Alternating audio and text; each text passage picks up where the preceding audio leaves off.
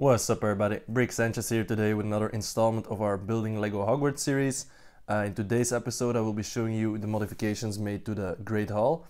Now as you can see, and I've discussed this in some other videos as well, that I wanted to change the Great Hall just to add in that little strip underneath there with the kitchens inside of it. So I will be showing that to you guys right now. Now this is the only modification I've made. As you can see, this little courtyard still is looking pretty much the same. Now I have to remake that building as well, make it a bit bigger, add some windows to the sides and all of that stuff. Also the height of the door is now a bit higher. I will show it to you later in this video. So I will definitely have to remake that, the stairs a bit higher as well. Alright guys, we're also now in our newly made man cave here, which I will show a video about very soon. So let's get into the kitchens now. Alright, now before we open this up, I'm just gonna give you guys a quick 360 spin of this.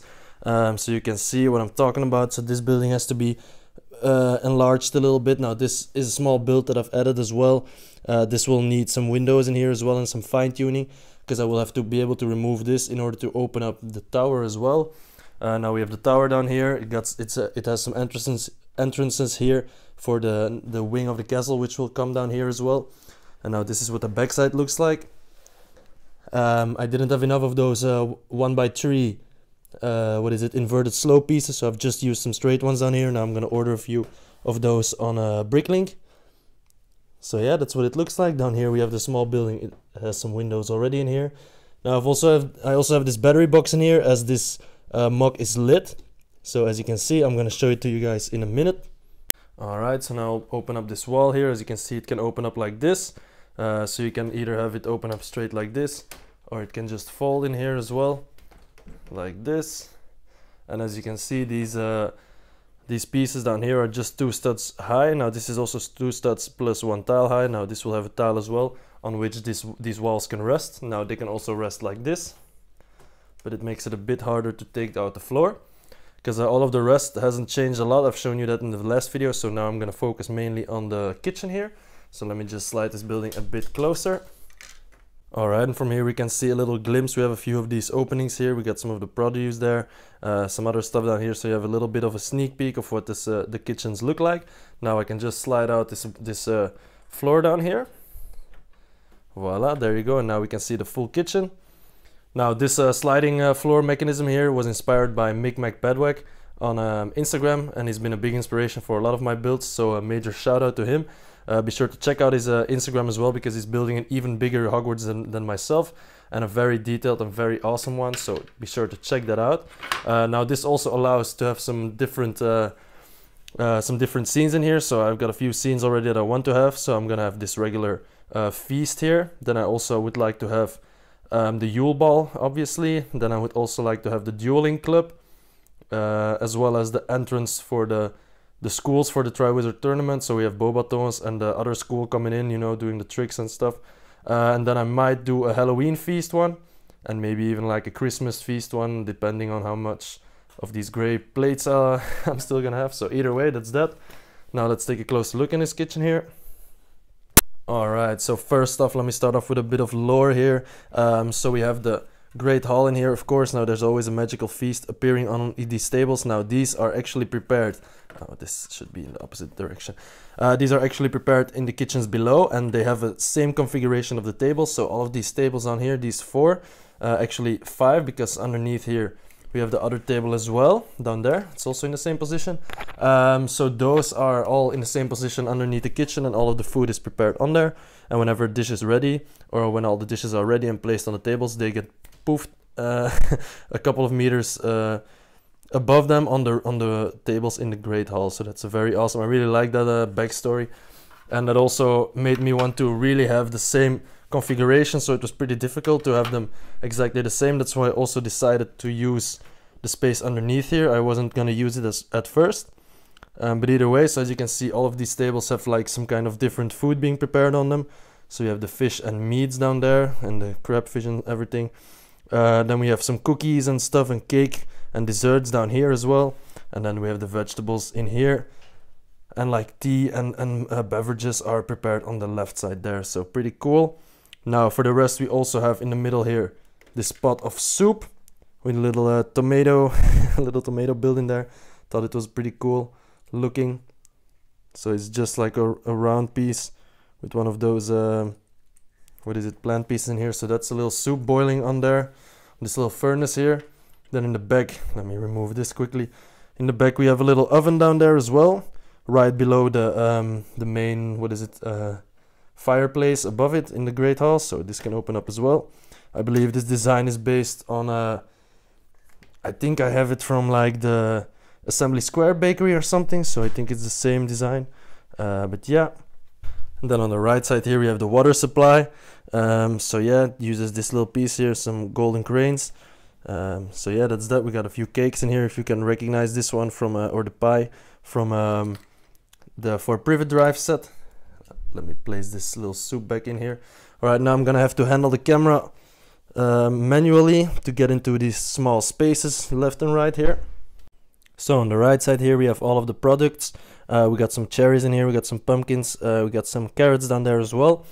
And right above it we have the statue of the architect of Hogwarts here, which can also turn around. And this can open up as well. Now at first I was thinking of putting a secret chamber underneath here, as it is like that in the books or in the lore.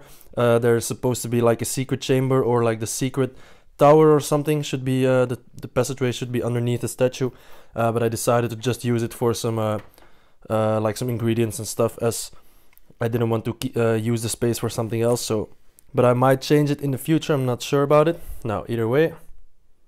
Alright, and then in the back there, this is something I forgot to say, we got the hidden door, or the hinge, or the turning door here.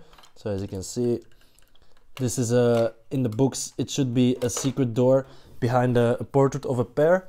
And if you tickle the pear, then you can get inside of the kitchen. So I would love to get like maybe a pear portrait sticker or something. But yeah, we'll see about that. Now the left side is a bit harder to look inside, as we got these arches in here that block a bit of the view.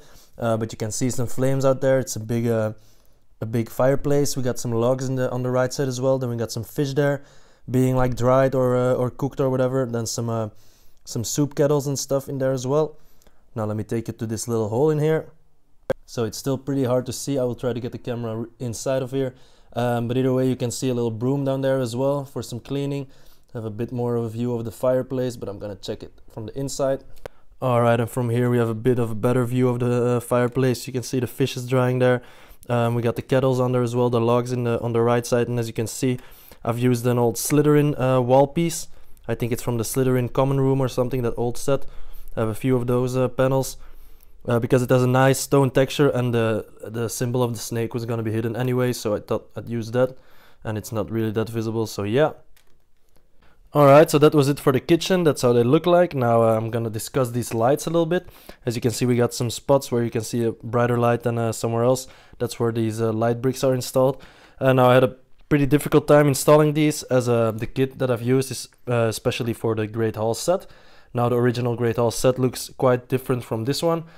So the places to go for these were also quite different. Now they are normally also able to go into the small tower that comes with that set. So yeah, I had a difficult time puzzling together where I could place these, also with the length of the cables in between them. So I had to put this one and that one fairly close to each other. Then in the back underneath there we also have one. But I really wanted to make it, and I didn't want to first build this entire mock and then have to destroy it again to install the light kit. So I did it while I was building it, which also made it quite difficult because we always had the cables in the way and all of that stuff. But either way, now I'm super happy that I've installed them, because I'm going to show you guys what it looks like without the lights. So yeah, now I'm going to turn off the light, and you can see that you don't really see anything in here. Now we can still see some of these fruits and vegetable stuff in here, but the left side is completely dark. Let's turn them back on. As you can see, that's a big difference from this angle as well. So now you can look inside. Now it used to be dark. So yeah, that's a big difference out here as well. So yeah, I really like it. So another pretty cool feature that I've kept from the last version, which made it easy to check out how it used to be, is this roof here, which is able to pop off. Now at first I had the lights attached to this roof, but I thought it would be a lot better to just have it to be able to get it off there without having all of the cables in the way. Now we still have a cable mess down here. As you can see with these candles and stuff, I might try to hide them a bit better, but it will be very difficult as each candle has 2 strings going out. But either way, now I've also, as you can see, we have this little thing here for the light kit itself, or the 1x4 light brick. Now, as I said, it was very hard to puzzle these all together, so that's why it's not like centered or anything. So because the cable was a bit too short. Now I also have another one going right underneath here, which was also the reason why I've put this on here. It's a little Easter egg. Let me show it to you guys.